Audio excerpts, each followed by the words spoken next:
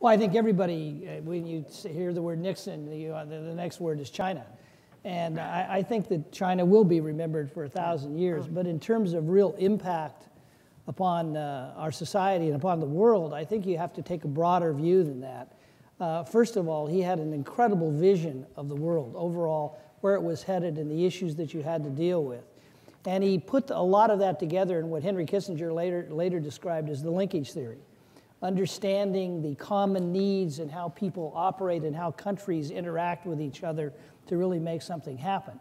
Probably the biggest example of that was really successful wasn't just China, but one that nobody talks about, which is the Strategic Arms Limitation Agreement, or SALT talks, as we like to call them then, which was the first attempt and became successful in limiting nuclear weapons and limiting warheads in the world, and led to a complete change in terms of how the Soviet Union viewed us and how we viewed the Soviet Union.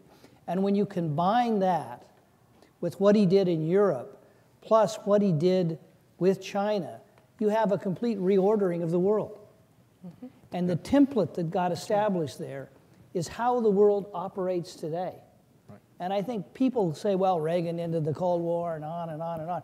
The fact of the matter is, all this got changed because the direction got changed during the Nixon administration. So we could talk about foreign policy all day, and I'm not a foreign policy expert, although I did go on all of his trips with him. But I think just that reordering really sets a very different world today than what we had. Well, it was also very important.